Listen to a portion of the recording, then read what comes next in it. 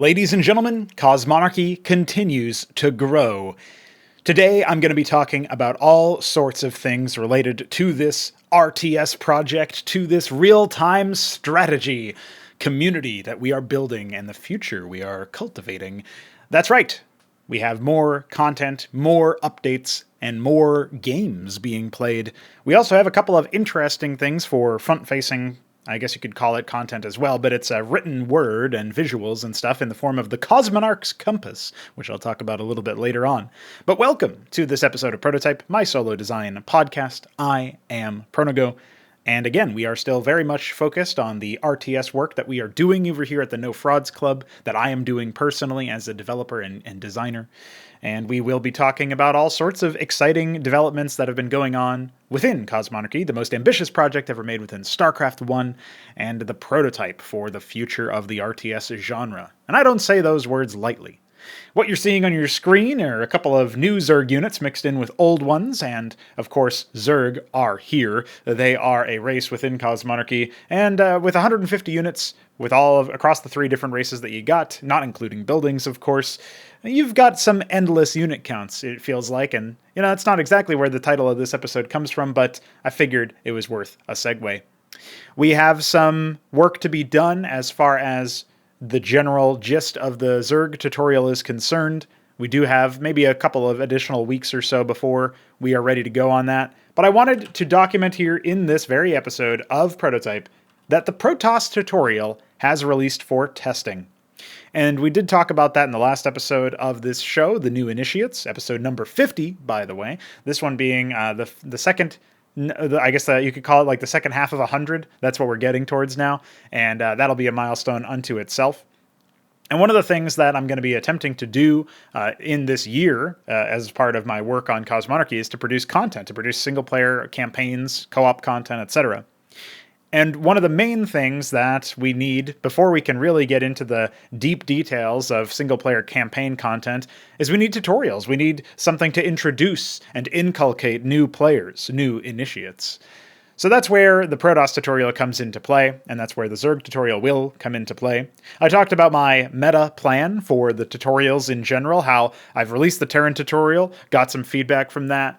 Many people submitted recorded videos of them playing it, including some with commentary like Jesse, and we obviously had a lot of feedback in general from a number of individuals. And so hats off to all you who have provided feedback, because I incorporated that into the design of the Protoss tutorial, particularly in terms of adding more dialogue events for the script, so that you have a little bit of understanding of what enemies you're facing and what units you are fielding. With 150 units across the whole game, that means on average you got 50 units per race. It's a pretty tall order to actually figure out what's going on. And, coming to grips with the big, vast tech tree that you have that's very expansive and sprawls and allows you to play hour-long games where you still haven't built every unit that the race has. That's something that is an acquired skill, and that's something that the tutorials should cultivate. And I think that they are on their way to doing so. And I think this Protoss tutorial will be better than the Terran one as a result. One of the things that I'm on the hunt for in the Zerg tutorial is hopefully to essentially gather feedback from the Protoss tutorial, which is obviously just now launched yesterday as of the day of recording.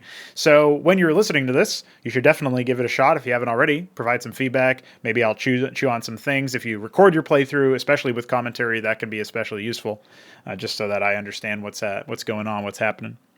And it would be great to learn a thing or two about how people feel about the game.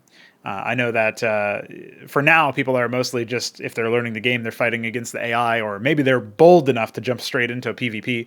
But in general, I think it would be nice if the tutorials were fully completed, and then we can start to work on the more exciting single-player campaign content that I'm working on. Behind the scenes that I'm planning out, that I've been shaping and developing over the past while. And that's what the Protoss tutorial is all about. It's getting us one step closer to completing the initial missions required to have some kind of onboarding procedure. And these tutorials are not like tutorials in other games. They're not like tutorials in other RTS titles. They're definitely not like the tutorial missions or the opening missions of each campaign that you would play in StarCraft 1, for example. They don't really teach you the nuts and bolts of like individual mechanics or inputs. What they teach you instead is they teach you about failure, because they will defeat you if you're not a very good player, and they'll certainly challenge you, which is kind of like a failure, just a smaller scale failure, in that you may have lost some units and had to come back from a deficit or something, right?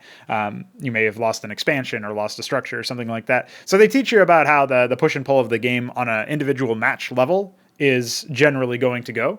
And they also teach you about the tech trees that you have at your disposal, the tools. They are more like sandboxes with some helpful dialogue that gets you started. And still, you have to contend with your opponent at an appropriate amount of time. Something that experienced players will have that is very different to the experience that new players will have is, for the Protoss tutorial, you are timed a little bit for some of the dialogue events that you hear. When your advisor in the Protoss tutorial says an acceptable start, it's because you have made your second production facility within a good amount of time, within an acceptable amount of time. But if you don't have a second production structure up, and it's, 3 minutes in or something like that, he is going to chastise you. And the same is true for floating money, not expanding on time, not putting your first pylon down at the right time. All of this stuff is kind of gathered around, and we're interpreting that data and responding to the player, so they have some idea that, maybe the first time I tried to play this I was slow and then I got chastised for that. The second time, maybe I still was a little slow on the pylon, but I was faster on the production, so I didn't get yelled at for that. I mean, if you don't build any production for the early stages of the game, you'll get chastised for that too. It's not just the second production surge, it's also the first one. There's these lessons that are attempted to be imparted through the dialogue, and hopefully that all computes properly in terms of it being something that passes muster in universe, something that actually makes sense if you interpret it from the in-game sort of like a lore perspective, if you will. Verisimilitude, the idea that things happen for a reason and make sense internally and are internally consistent, all that stuff is important to me as a writer and as a world shaper, as a world builder. But I still obviously am prioritizing the educational experience and the gameplay experience above all else. And that's what makes the single player content within Cosmonarchy very different from all of the competitors, all of the other RTS games that have come before or since, presumably. I really don't think that anything will come out after that's actually going to learn these lessons from like a mainstream RTS title or anything like that. It doesn't even really look like most mainstream RTSs these days are applying gameplay-focused lenses to their actual core gameplay, let alone the content that you play as a single player or, co-op or whatever. So I figured it's worth pointing all of that stuff out. And the main thing that I wanted to focus on with this section of Pr0totype is talking about the fact that the tutorial is out, that we are looking for feedback, and that we are going to apply that feedback over to the Zerg tutorial. And hopefully the Zerg tutorial will just be one of those, launch wonders that you drop and you really don't need to update it. But I guess we'll just have to wait and see.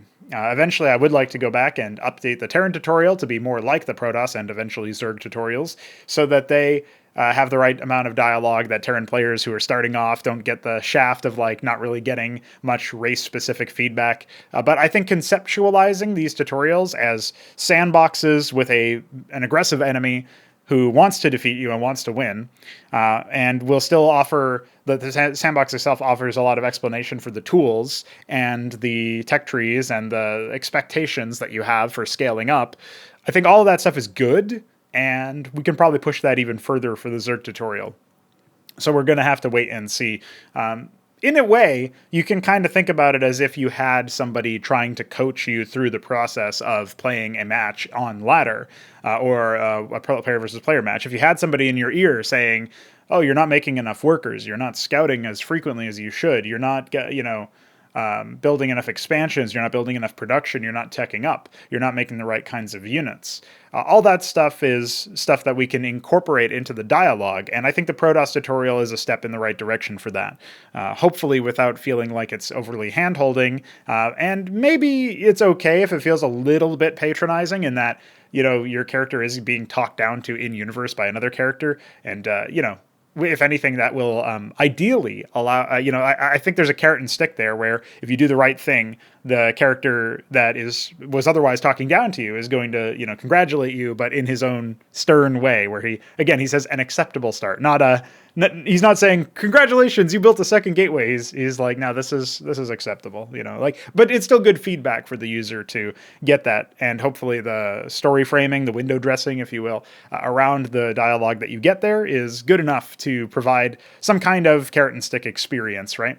So with any luck, that'll be done. There's a couple of things that I'm not super pleased with regarding the tutorial, insofar as I feel like the antagonist is a bit underexplored, undercooked maybe. I know what's going on behind the scenes, but I didn't take great... I didn't go through great efforts to attempt to fix that myself, and really explore that and present that to the player. And part of that is because it's actually a very high concept, and I don't really want to saddle the player with like expectations. I guess an interesting and unique challenge, which I talked about with Veek in Crow's Nest 12, by the way, which I'll link in the description, is that it's hard to say like, hey, this character is going to fight, his own people, his own faction, members of his own race, because the Protoss don't really do that, especially not within the Divine Primacy. It's very exceedingly, exceptionally rare that something like this happens, and I hope that I got that across from the story presentation using the dialogue, where they say, if you're in mentions, that it's not at all in the convention, and it's illogical, and none of it makes sense. And, he especially says that in the victory condition.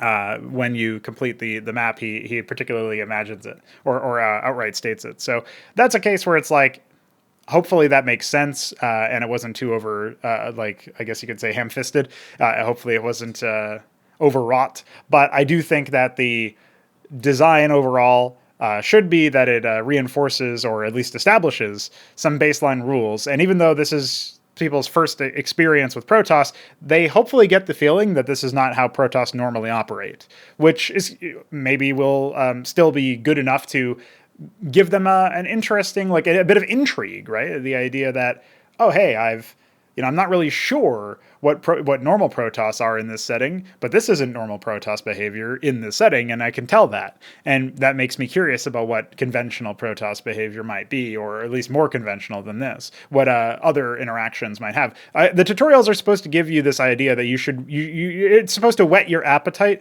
and make you feel like you're excited to explore more about the given race and about their given factions and stuff, and the setting in general. It's supposed to be an informational sort of introduction to not just the gameplay, but also the world, the universe. And hopefully that comes across in the content itself.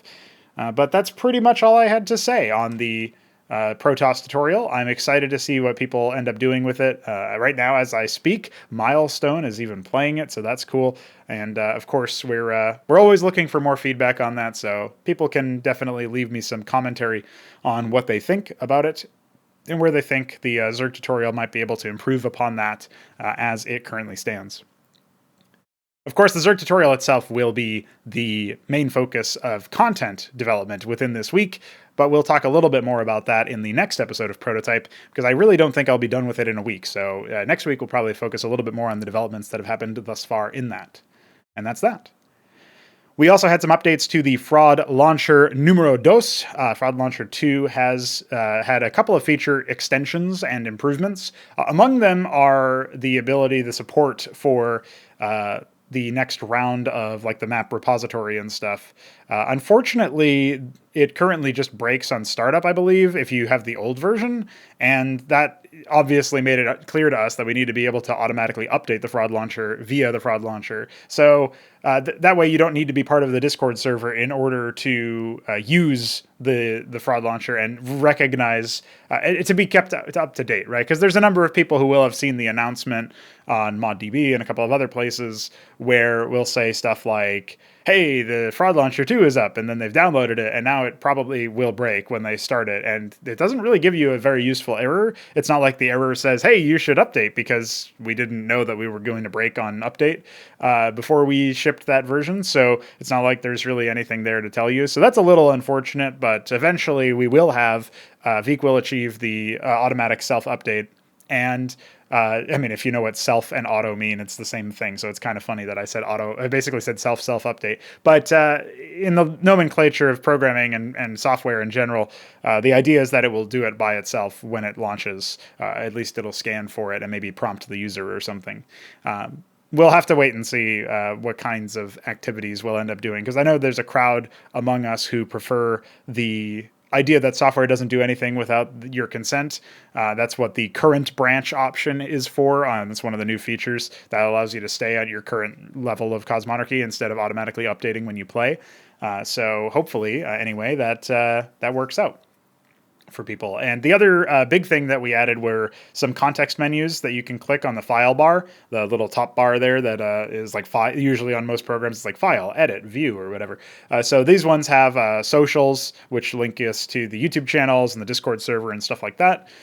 The second tab is for tech trees. That's gives you the Terran Zerg Protoss, and there's even a grayed out Escosi one, which I think is really cool.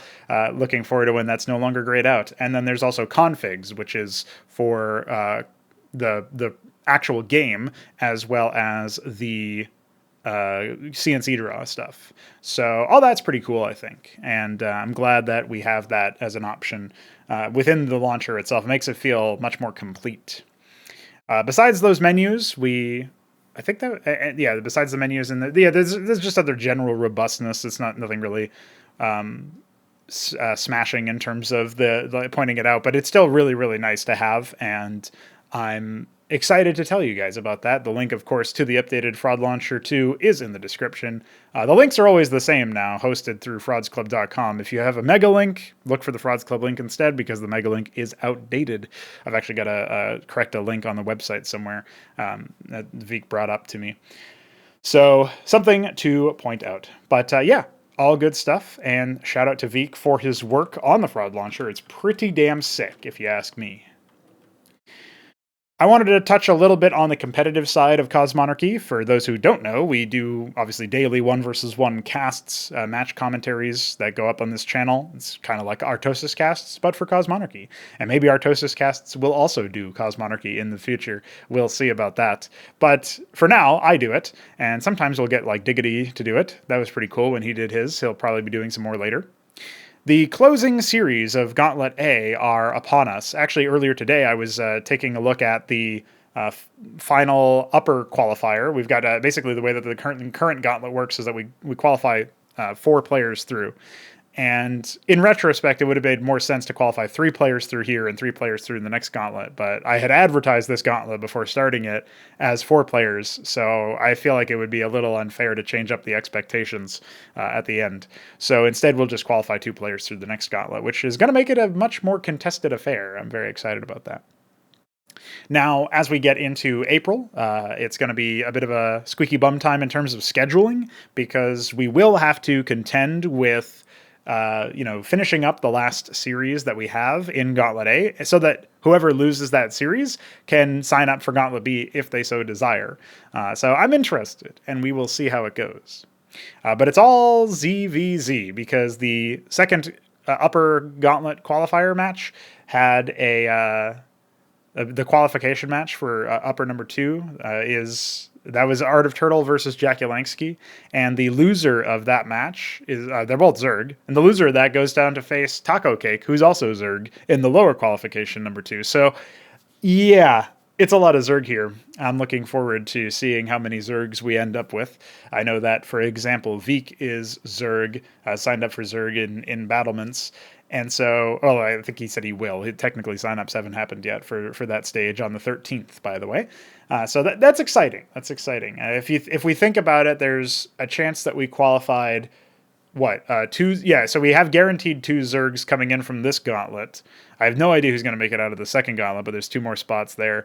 And then I think Veek is the only Zerg. Nablime obviously is also Zerg. So yeah, right now we have 4 confirmed out of 12 total participants will be Zerg.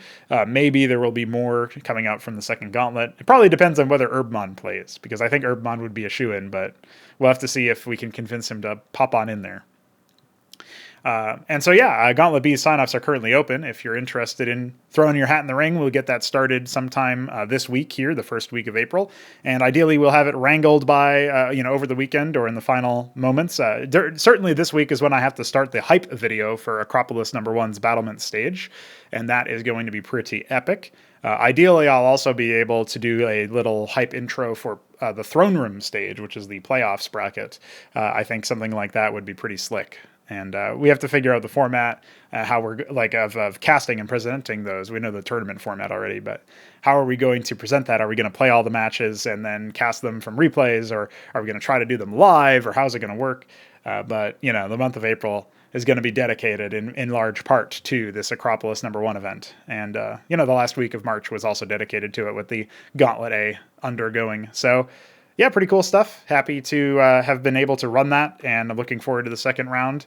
Of course, we're always playing around the king of that is scheduling. Scheduling is always king in these kinds of situations. It's not like we have the ability to say, hey, you're a professional Cosmonarchy player. You earn lots of money doing this, so you can afford to not work your job or go to school or whatever.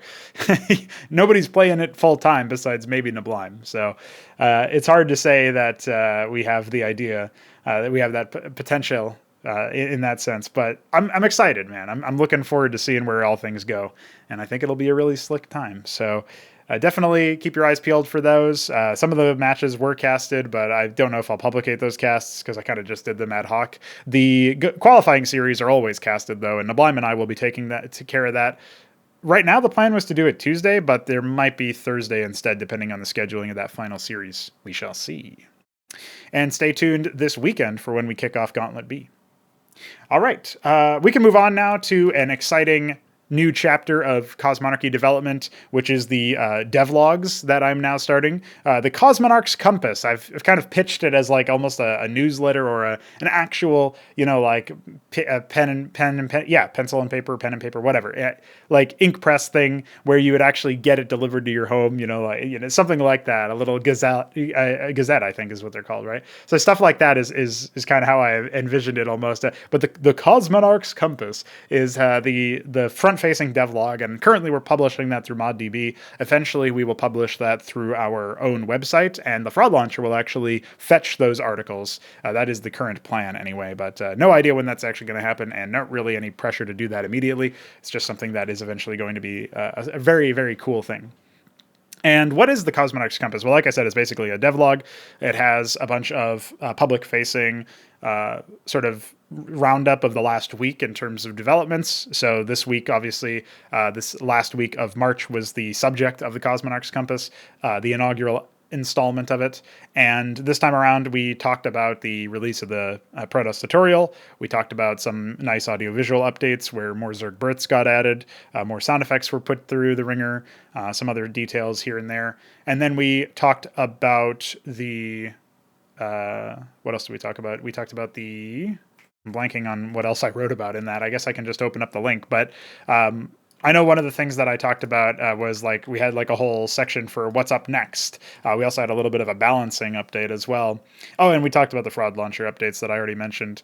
But yeah, the balance considerations include things like the Hydralisk, the Architect, well, I guess we mostly just talked about the Architect, and I also mentioned that the Ecclesiast and the Matrix have already received some buffs, and mentioned our sort of general philosophy about balance, and tried to go through that and see what we could accomplish there. But what's also cool about this is that we have next week's predictions, and we also have a little bit of a selected matches that you should take a look at from the daily casts that have been going on my YouTube channel. So I was able to drop recommendations for 3 matches out of the last 7. And I don't know if I'll always do 3. Maybe it'll sometimes be 1 or 2. Maybe it'll sometimes be like 4 or 5, who knows. But I feel like that's a pretty reasonable thing. So I'll try to get these episodes of the Cosmonarch's Compass released Saturday or Sunday.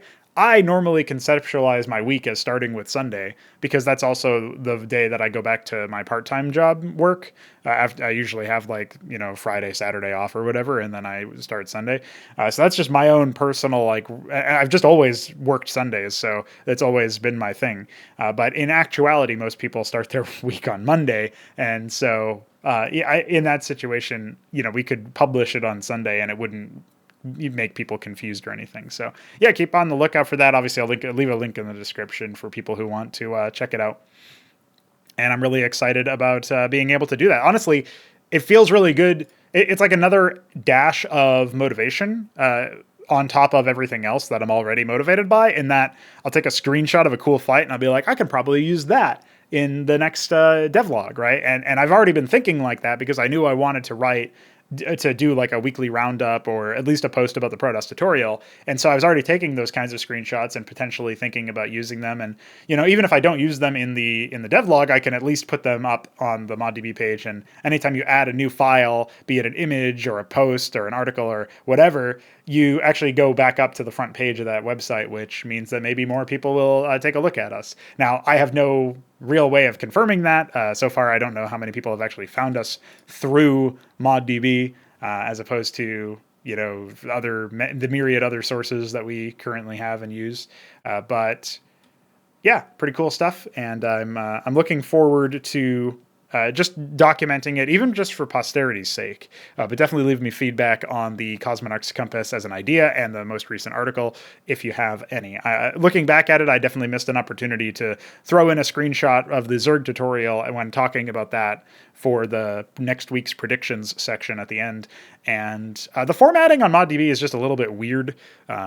So I'm not really sure what's up with that. And also, it's I guess it's worth immortalizing here that I wrote out the article initially and then I hit post and it just broke and didn't save my form. So I had to redo the whole article, which is nothing. Like, it probably took me over an hour to write it in the first place. It was obviously a little bit faster the second time, but I missed a couple of things and had to go back and edit them in afterwards. And then the formatting was also really weird the second time. I don't really know what's up with that. So it's not a clean, easy to use solution for writing articles, but it is a solution.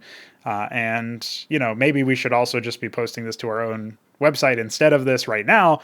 But I feel like it's probably a fine excuse for having the updates on ModDB. And it also gives me a little bit of nostalgia from when I used to really heavily update ModDB a lot for my own projects way back in the day. Like, you're talking like 2016 and earlier. So well, I guess even earlier than that probably thinking like 2014. Anyway, I've used it for a long time, but obviously went for a very long time not using it at all. And only recently-ish did we actually have a page on ModDB in the first place. And then only recently-ish did I even start updating it again. So to give you an idea of what's going on with that. So yeah, I feel like it might as well. It's free real estate, but it also gives you a nice little excuse to document some stuff. And that documentation is when it's not super difficult or time consuming because you're kind of on top of it. When you make it a habit, it's actually a value add to your motivation. And I think there's a lot of value in doing that. So there you have it. I wanted to close out this section before we head over to the community roundup and the coffee questions by talking about idea filtering. And this is a concept that I read about in a 6 at 6 newsletter, which I get every Sunday, courtesy of Billy Oppenheimer. I'll leave a link to the particular one that I'm talking about in the description below. It was really cool this past weekend's 6 at 6. Was pretty neat. Usually I find that the first couple of paragraphs are like the most valuable, and then he tries to sum it up at the end, but it sags in the middle a little bit, which is funnily enough something that I know is used as criticism of like ChatGPT and other large language models. But I swear he's not doing AI with it because this is actually like he's just recycling stuff that I've read before. So the first time through, it might all be nice. And then as you read more and more of his examples, maybe you realize he had to kind of like work to repurpose some existing stuff to get to 6 things, and sometimes that happens when you're doing it consistently. So whatever, I'm not really dragging the guy. This, obviously I really enjoyed this particular article. So the idea of filtering ideas is something that I'm gradually evolving towards anyway, where for a long time now, I have documented things that were like just words, terms of phrase, individual words or sentences or ideas, essentially. I've documented them in a folder or in a single monolithic Google Doc called Power Text. And I share that with Veek and people can take a look at it. I don't know if I've shared it publicly. I probably won't because there's technically spoilers in there for my future works. But I've shared it with Veek, obviously, because he's a co-developer, co-homie, Chromie. And him and I have talked a little bit about some of those things. But I think categorizing it, like going a layer deeper on the organizational front, is really important. And it's kind of like I've also got this text file on my desktop where it's just called u.nits.txt, and all my text files on my desktop are named stupid shit. But the idea behind it is that it's like unit names, right? And so I've written out like, okay, here's a bunch of ideas that are like Earth-centric, and here's a bunch of ideas that are more that you could use in like Zabalba or something that isn't supposed to be related to Earth. And here's some ideas that are like specifically like this could be like a character name as opposed to a unit name, or this could be a structure name instead of a unit name, and yada, yada, yada. So going through the whole procedure there, I think, is pretty neat. Definitely something that I am happy to do. And I feel like the more I organize stuff, the easier it is to recall it in the first place, because you've spent more time like transcribing the idea in the first place. And also, if I don't recall it for some reason, I can open up and I know, like, for example, hey, I'm looking for a unit name. I can go to the unit names txt file and specifically look at that. But if I'm looking for like a mission name or something more general, like I was actually thinking about like, what should I do for the Cosmonarch's Compass before I came up with that title? I was like, what should I do for the title of this weekly roundup? I don't want to just call it weekly roundup. I want to give it a cool name. So what could I call it? And I ended up with this, and I think it's fine. But the other thing that I was thinking about is like, okay, where do we go from there? How do we go past like a layer deeper than that? And like if I ever want to make something epic, then sometimes it does result in me, or it requires me, mandates that I trawl through this power text document, just scroll around for a while. And that's kind of neat for like general ideation. So maybe there should be like a view of it that just jumbles everything together or shuffles it all or something. But I think categorizing them in discrete categories for like, this is a term that like, this is a sentence or something that was like really powerful. And then like under those kinds of like, I guess maybe there should be multiple traits of each thing, where it's like, what is it, a word? Is it a phrase? Is it a sentence? Is it a name? Stuff like that. Right. And then what is the theme of that, whatever it is, word, phrase, like power text, right? What is the theme of it? And what is this entry's thematic? And then I can sort by thematic, and I can sort by like other attribute, right? And being able to say like, okay, I want something that's like cosmic, and I need it to be a name specifically, or a sentence that inspires cosmic thought. Like honestly, I'm just going to write that one down right now. Cosmic thought. Like that's pretty epic. So cosmic thought. There you go. So I documented that, right? But like I need to be able to say like, okay, there's some stuff. How do I sort it? And I feel like that would significantly improve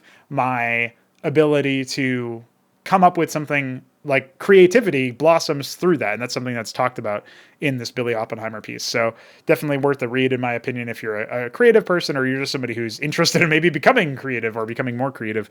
One of the things that it does well to illustrate is that creativity is a muscle that you flex, and it's also something that you can prepare for in some ways, and maybe should always prepare for. Like it's the sum of your past experiences and what you've paid attention to. And so do you pay attention to the right things? Do you hold on to the right things, or do you just hold on to like grime and dirt and stuff that you don't really need? Some of that stuff is important, right? And so anyway, figured I would share that with you all. That's something that personally has spoken to me, and something that I'm very interested in doing. So at some point this week, I will be spending a little bit of time planning out a bunch of details and categorizing those power texts. The other stuff that I guess I'll quickly rattle off here is I would like to make 2 ModDB posts per week, one of them being the weekly roundup, the Cosmonarch's Compass, the other one being something about developments, right? So we'll see about that. I'm going to be making a lot more progress on Zerg births to finish those up maybe this week. I think that's possible, since that was a focus recently. And I'm also going to be working on general audio visuals, like adding more sound effects and stuff, in particular for like weapon hits and death sound effects and stuff. We have made progress on desyncs, but there's still more to hit, so we should definitely smash those. And I think there's already technically today been progress on the iScript extender, but that's definitely something we're keeping on. So exciting shit is happening with that, and we'll keep you posted on that. Right now, there's not really anything else that in particular that I should point out. And yeah, Zerg tutorial work, obviously, finishing Gauntlet A, starting off Gauntlet B on the weekend or whatever, and maintaining the daily casts. That shouldn't be a problem whatsoever, because I'm going to record one after this. All right, that does my it does my whole list. I would like to do another Clubhouse conversation. I actually reached out to Hupsea recently to see if he wants to do one, and I'll be on the hunt for more guests that might be interested in talking. Maybe I could do Pr0totype or Urbon. You never know. You never know. These guys have been around for a good long while, so makes sense. Now that comes to the community roundup section. And you know what? I'm a little bit dry on the community roundup section. I know that, for example, one of the things that I said I would do last time around is I was very interested. I was very compelled with the idea of like going through the maps that people have made in the last week and shouting those out in particular. But I don't really know if that's feasible because there haven't really been any maps this week, but there were maps last week. Like Germination was, I guess, updated last week. I know that I worked on Underbarrel and Biddy B worked on Dyad Shore, but I don't think there have been any released maps since then, besides obviously my work that I did on the Initiate, which isn't really the same thing that you would do for that. But I will say that Milestone's streaming his work or his attempts at the tutorial, the Protoss tutorial. I've had Biddy B and 3Crow post their replays and talk about their experiences. I've obviously had a lot of people like Nablime and Hamster streaming their POVs of 1v1 matches in the bullying corner over on the Discord server, and that's continued on, and that's really cool to see. And I will also say that we're on the hunt for more people making more cast videos. Nablime at some point, I think in April, is going to be doing that, so that's pretty cool. And definitely looking forward to that. I know that Biddy B did say he was working on a 4-player map. I'm not 100% sure. Oh, he was also working on a space Y symmetry map, which it could be interesting. So I can shout out him for continuously working on maps. That's really cool. But I do think that there's more to work on. So we'll just hold our horses and wait on additional maps, additional content. But yeah. Stay tuned for even more developments the next time around we do the community roundup. Today was a little bit dry, but next week will probably be better. And that takes us to the all-important, ever-important coffee questions. If you are interested in contributing financially to the future of the RTS, to our work at the No Frauds Club, to me specifically, to Veek specifically, to us specifically, well, the coffee link in the description and now on your screen, in the bottom left of the screen that I just enabled. Yes, that will take you to where you need to be in order to present yourself or us with your money, yourself with the opportunity to give us money. So definitely something to do. And one of the things you get as perks is you get to ask questions. We answer them on the Crow's Nest episodes. I answer them here on Pr0totype. And with that, we have the Shambler's question. Shambler often asks me questions about wacky writing, and he has decided to deem this one Wacky Writing Prompt of the Week. And he asks me how I would go about constructing a sci-fi setting where mankind's god or gods are the only deities which are actually real, as in they're the only ones that have power, that are true, that are real, and that other races within the setting are at least somewhat aware of this very uncomfortable fact. And he then dials a little bit down further deeper and says, more specifically, how would you go about creating conflict between the various alien races and mankind without leaning too hard into the trope of, quote, they are just the spawn of the bad gods / devil, or watering down the uniquely human-centric nature of the setting's pantheon? So there's a bunch of other, like, extra bits that he puts into here, but those are like the two biggest things that you have to consider for this question. And distilling it down to its essence, it's interesting to imagine that basically what you're making is like a human chauvinist setting that is bullish on the idea that whatever mankind is doing is, at least in some way, explicitly permitted via the higher power. And I feel like there's a couple of ways that you can go about it, because the first and most important thing is like, what are these higher powers, or is it only one higher power or whatever? If that's the case, and there's only one god, or there's only whatever, like whatever the situation is regarding the god or gods, we'll say for the sake of argument, this is a monotheistic situation where there's one true god. And okay, that's happening in this setting. There's one true god. It doesn't have to be that mankind is then unstoppable and omnipotent and wields these godly powers, but what it would mean is that there would be, I guess, some element of evidence, because the other races have to be aware of this. And so there has to be a corporeal component, I would imagine anyway, to this god's existence that reveals this truth of its awe-inspiring power to all, including the races that are not worshiping it. And so the first thing that you'd have to say is that some alien races would start to worship this deity, and I guess they'd end up being allied with or subjugated by the humans as a result.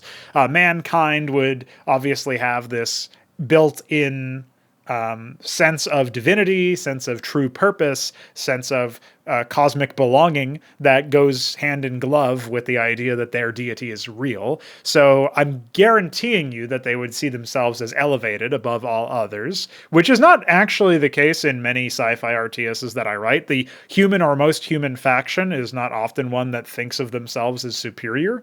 So that would be, I mean, I know that's like literally Warhammer 40k or whatever, right? But we're like the Empire of Man, the Imperium of Man, the Space Marines and stuff, they think of themselves as superior to the Xenos.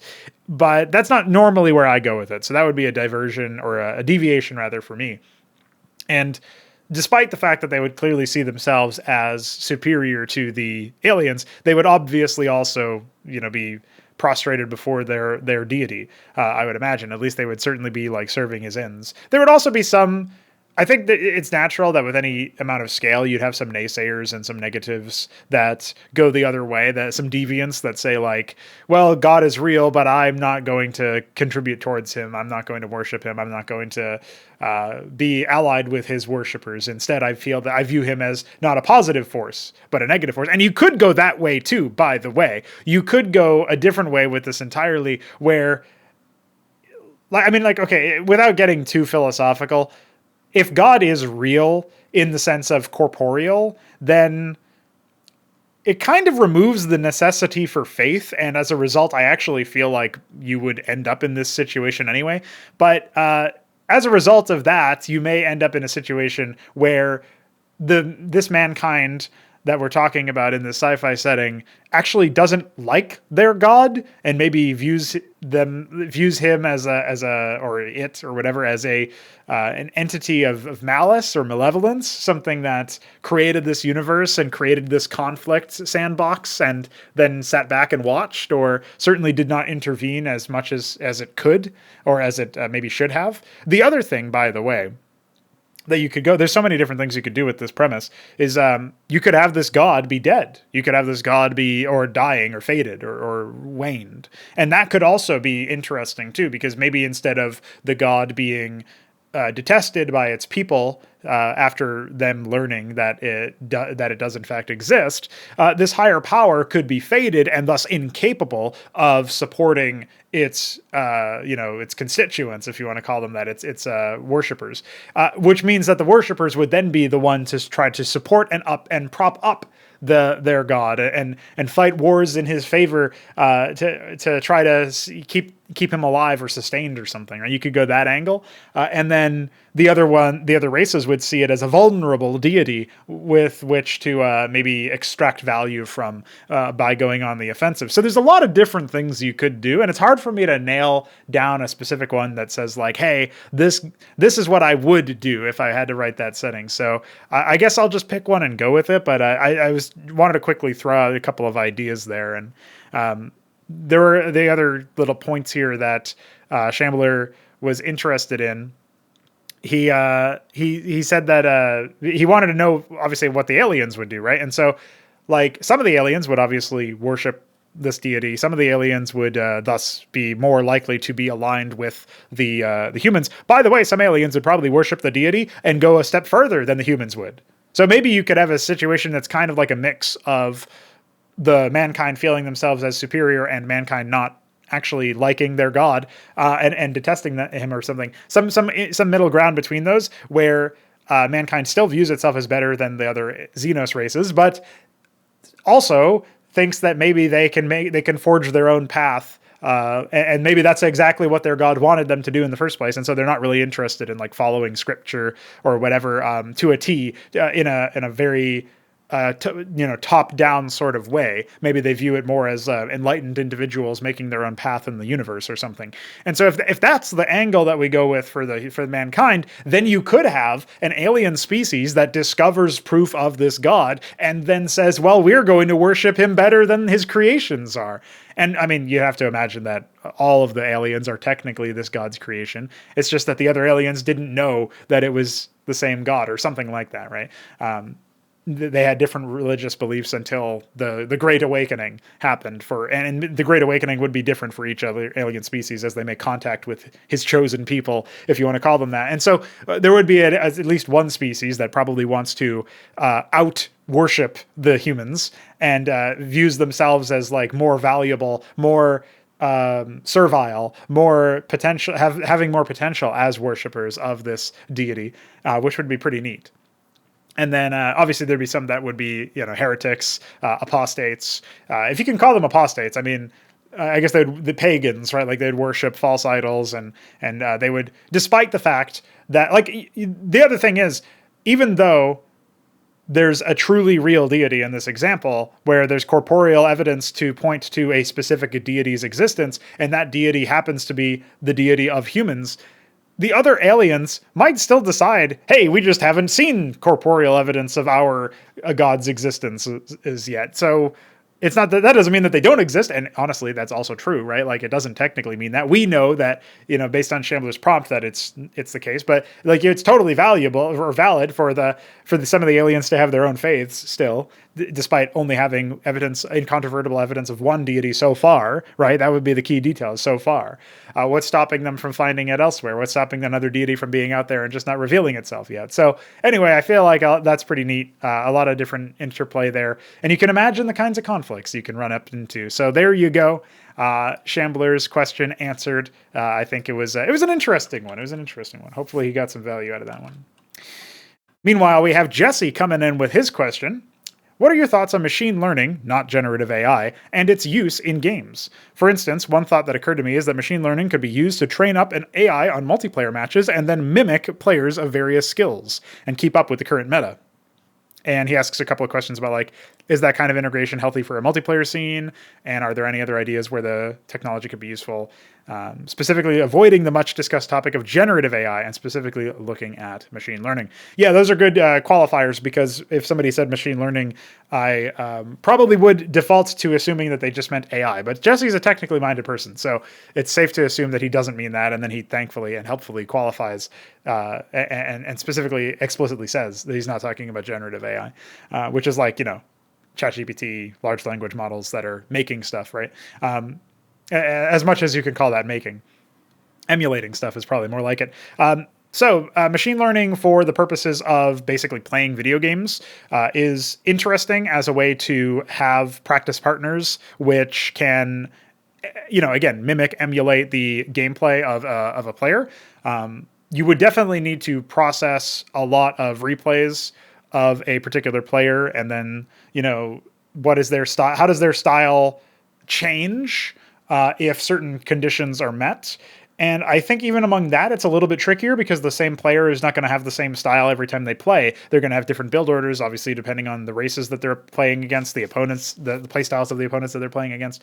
I do think it would be an interesting thing to have. I don't think it would really have any negative effects, but the things that I could perceive argued by players and staff and stuff of teams and whatnot as potentially negative effects is that it kind of like simplifies the practice routine a little bit, where it's like, oh, I'm just going to boot up the AI practice partner and see that. But I don't think you get the same experience as actually scrimming against another player and like a live player in a live exercise, because the machine learning algorithms can only emulate what's already been done, and then maybe they can try to generate a response, but they would probably just end up falling back to like core AI code at that point, right? The core computer AI code, the computer opponent code, AI as becoming a buzzword and becoming something that mostly means other things than like enemy computer code, programmed code that programmed enemies in a game or something is really fucked up the nomenclature for my discussions, because I've always referred to it as like AI scripts or whatever, like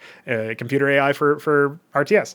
But now I can't really say that with the same sort of confidence and know that people know what I'm talking about. But yeah, I would say it definitely could be a value add for practicing against a certain player. I do think that your mileage would very wildly vary. So, and it's also like a very big technical challenge to overcome and actually program, in my opinion, to do it properly.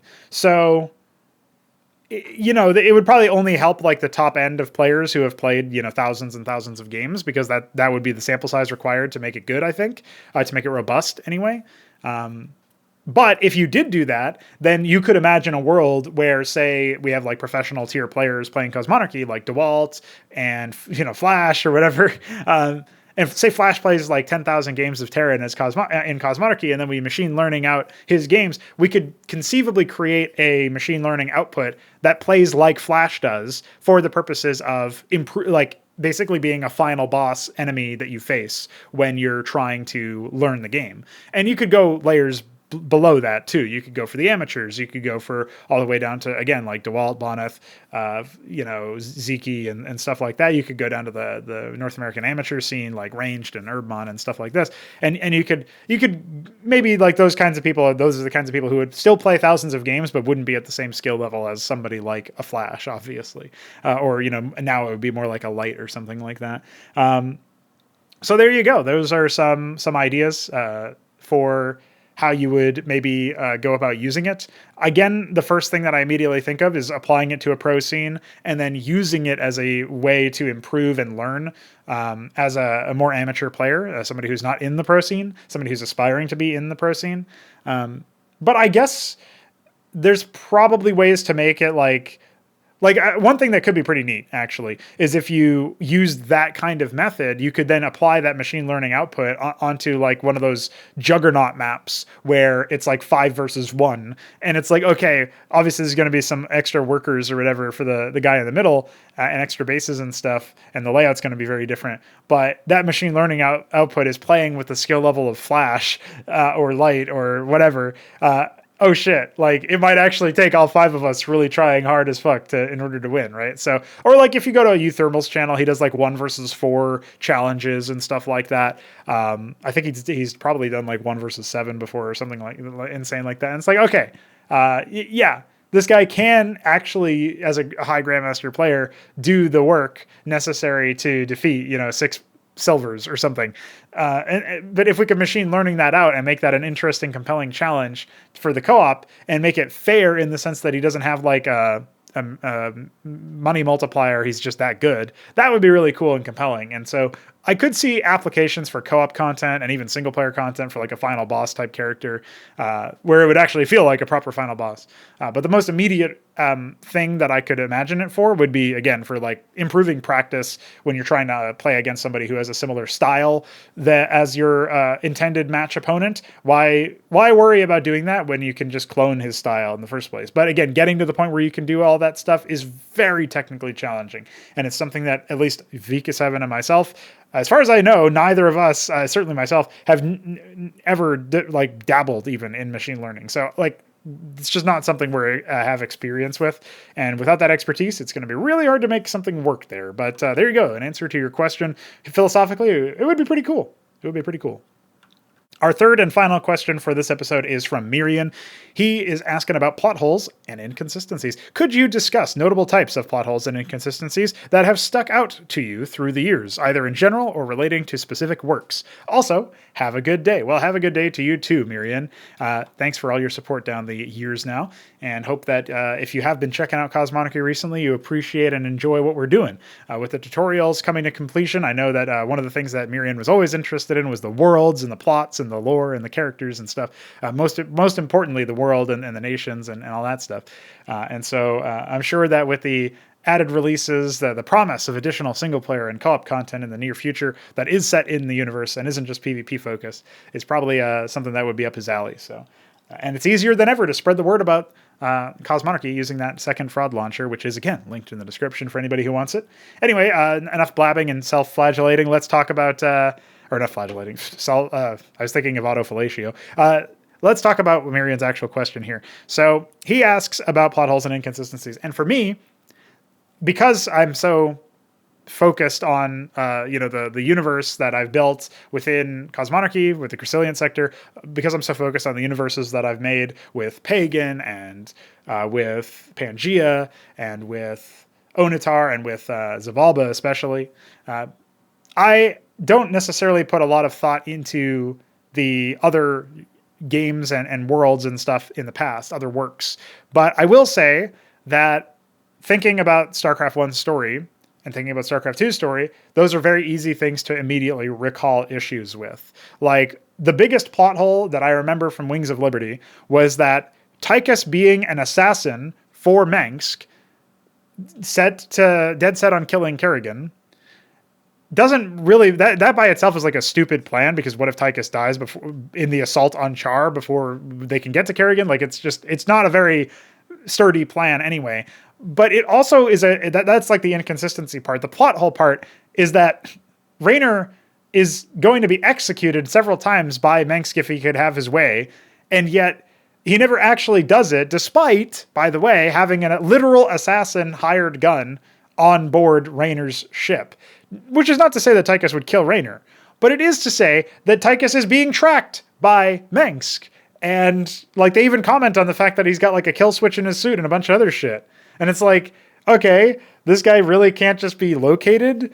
And like, that doesn't make any sense to me. So the fact that in StarCraft 2 Wings of Liberty, Mengsk lets Raynor live is actually a huge plot hole, considering the information that Mengsk has access to and the resources at his disposal and what he has at stake that Raynor continuously fucks up, like the deployment of the Thor, or the Odin rather, and like all sorts of shit like that. Like, all of the embarrassments and genuine military exploits that Raynor has versus the Dominion could have been stamped out way before they got to that point, if he just looked at his fucking locator app and said, look, my lost dog Tychus is on this ship. I wonder what that is. And then just blew it up or raided it, or, whatever. You can raid it and keep Tychus around if you really want to, and just, overwhelm Raynor in that sense. That would be fine too. Like, anything, but we don't even get any comment on that. So I think the lesson to learn from something like that, because I do like to think more about what is the higher purpose of pointing out the plot holes and inconsistencies and issues with other people's works.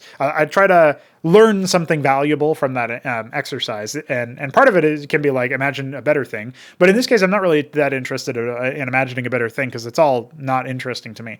But I will say that looking at this particular example, I think it's a consequence, this plot hole, this inconsistency, this issue with Mengsk having the information, the resources, and the motivation to defeat Raynor, but not ever doing it, is a natural conclusion of what happens when you make a story that doesn't work within the medium that you're trying to tell that story in.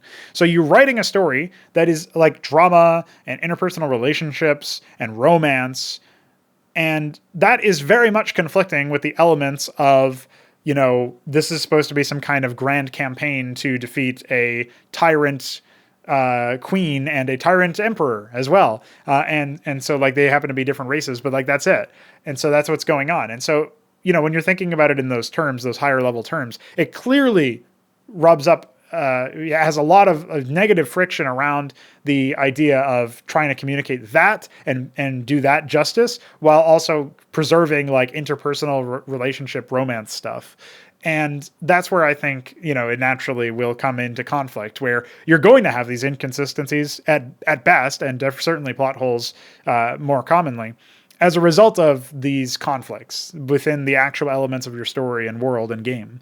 So the presentation layer has to take those into account, and you can't really take those into account very nicely, very well, if you're grappling with how to tell a love story within an RTS. I don't think that's a winning recipe, we'll say. So yeah, I think that's a pretty valid and useful way to look at it, is like, does the story compute within, like, does the essence of the story match the essence of the game? And, that goes back to like, what are the relationships between gameplay and story, and how much are they respectful, and how much of the gameplay is being preserved here as opposed to sacrificed at the altar of story. So yeah, I guess that's something that definitely comes to mind, sticks out to me as a useful example for learning, but also something that is very silly on its face when you think about it. And I've never seen any apologist be able to explain that one to me. It definitely seems like just an objective hole in the plot. I guess a couple of other little small riffraffs here are just like things within Brood War, especially. I would say like inconsistency. The Kerrigan being infested and thus humanizing the Zerg was a big one that is an inconsistency, not in the sense of a plot hole or the plot itself, but like with the whole characterization of the Zerg race, totally changes a bunch of how you would express that or explore that. Like Zerg are better before that conversion where you have part human associated with them. And Zerg are also better before you hear their dialogue because it's written as like a godly character, which I guess is okay, but I don't know why his speech is biblically flavored. But then he also has the Cerebrits that get into like weird squabbles and stuff. And it's like, I don't know, that none of that makes sense to me as like if you're trying to characterize the Zerg as what they seem to be on their face when you're playing against them in the Terran campaign.